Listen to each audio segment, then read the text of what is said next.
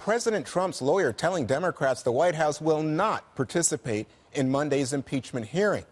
This comes as House Speaker Nancy Pelosi is raising questions about the Democrats' motives for investigating President Trump. Take a look at this. Damage that this administration has done to America. America's a great country we can sustain. 2 terms, I don't know. Civilization, as we know it today, is at stake in the next election. And one of President Trump's biggest critics, Congressman Al Green, not ruling out impeaching the president multiple times. A president can be impeached more than once. We can still investigate other issues, and when the president has committed additional offenses, and my suspicion is that he will, we can take those before the Senate. There is no limit on the number of times the Senate can vote to convict or not a president, no limit to the number of times the House can vote to impeach or not a president. Does that mean this is never ending? Do you think? You're looking at me. So well, because yes, I know you get upset anytime we have to cover this stuff. Oh, I am. I mean, the White House won't participate.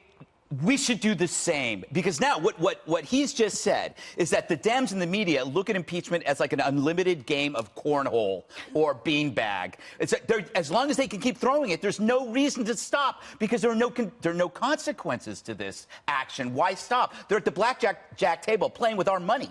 So there has to be consequences, meaning that we have to look and see, when this is all over and done with, and it will be, we have to look at what are the consequences, what are the abuses of power that they're participating in right now. We got to figure out how to remove senators and congressmen. The threat to civilization is what they're doing right now. And the best part about this is, today, massive job numbers, record low unemployment, the best economy in my lifetime, and I'm like 35.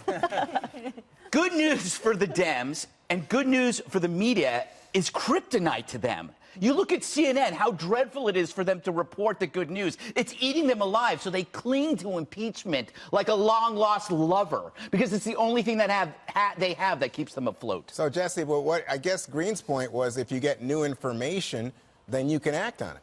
Green predicted Trump was going to commit more impeachable offenses. Okay. Yeah. And we know he said the same thing last year. He said we have to impeach him because we know we can't beat him. And that's what this is, Juan. They hate him because they can't beat him. He's not a threat to civilization. I mean, look at the suit you're wearing. See how expensive that is? You don't even know what Gutfeld spent on dinner last night. This is the height of civilization. Everything is fine. I spent $40 on Thai food. That was just the appetizer. Listen, Trump is not a threat to civilization. He's a threat to the Democrats' power, and that's what this is about. By pumping Trump up to make him look like he's the biggest and the baddest man out there, he does feel like he's the biggest and baddest man. It's almost helping him, and it's helping his supporters, and they get it wrong every time. They're like bad weathermen that say there's going to be a Cat 5 hurricane month after month after month, and then every time it's downgraded to beautiful and sunny. And that's why we don't trust these people anymore, because they're constantly wrong. Now, think about what they've done in terms of abuse of power, and you just mentioned that. They've now accessed Rudy Giuliani's phone records after they raided the last lawyer Trump's had office. And they wiretapped his presidential campaign. Okay, so if you think about abuse of power, that's where the abuse of power is. And let's just play a little game right now. Imagine if Lanny Davis, Crooked Hillary's lawyer's office, had been raided, his phone records had been seized, his phone calls were tapped. That would have been bananas. But this is just like any other day. What you mean? So, like, if Lanny Davis was spending time in Ukraine right now, Republicans would be apoplectic, right? No, it'd be more like someone not going to Prague to hatch a witch hunt. Oh, because I see Giuliani is in the Ukraine right now. Martha, let's go back to Nancy Pelosi. Because my friends here say, hey, you know, she's making this out to be civilization is at stake with Trump. This is ridiculous. But I noticed Nancy Pelosi's never lost a vote. And next week, you're going to be on the camera a lot because it looks like she's going to call for an impeachment vote. Yeah, I find the pacing very interesting here. Everybody can't wait to get this over with at this point. I think the American people, and I know Greg Gutfeld are included in that.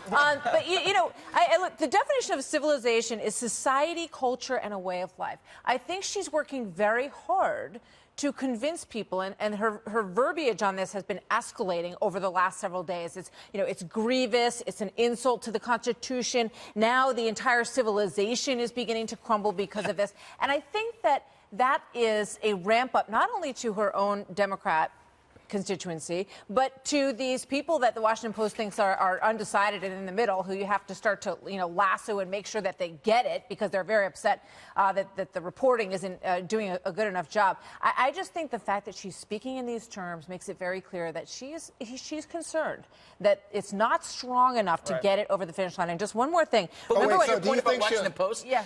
Your point is, it has to be stressed. They were asking to propagandize Yes. this. They want to make, like, movie trailers. Well, it was an editorialist, but she said, you know, why are journalists shouting into the void? Yes.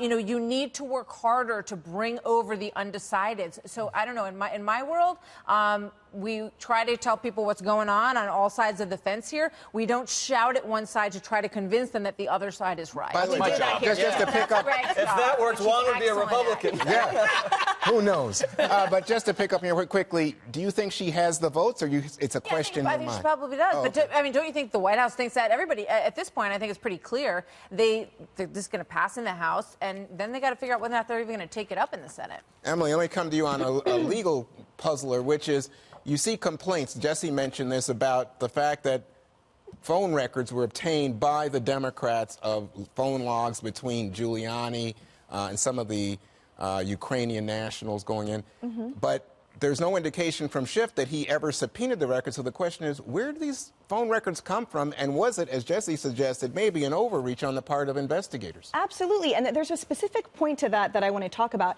Did you guys see this morning Congressman Eric Swalwell? He came on America's Newsroom and he said something to the effect of, well, don't talk to indicted felons if you don't want your call logs seized. He did say Now, that, that is exactly the elitism that we are dealing with from the left. It is a luxury for him, this privileged white boy who grew up in Dublin, for him to California. say, who was a prosecutor, for him to say, oh, I've never talked to an indicted felon. Well, guess what I have? I've talked to a lot. And there's a lot of Americans that have that felony conviction and that record. And for him to display that hubris, which I'm sure he displayed as a prosecutor, I'm sure justice for him wasn't collaborative. I'm sure it was just seeking convictions. That's what we're dealing with, and that is why the Democrats don't care, especially him as their poster child, don't care about the FISA abuse of power. They don't care if the government is surveilling its citizens, as long as the citizens are the GOP and they're Republicans on the Hill. And he tells the president to grow up. I want him to grow up. I want the Democrats to grow up. He tells the president, he says, you're wasting taxpayer dollars on pressuring foreign powers. No, you're wasting my tax dollars. All of them. You know what, though? What is amazing about you is that because you're from Oakland, you spit out the word Dublin like it was a sin. Because he's from Dublin, California. It is a sin. Yeah, she's like, he's from Dublin. Nobody in the United States. He's probably a Niners fan. I was like, he can't run for president if he's from Dublin. Not even a citizen. People in Northern California are going, yes. Yeah. Go Raiders.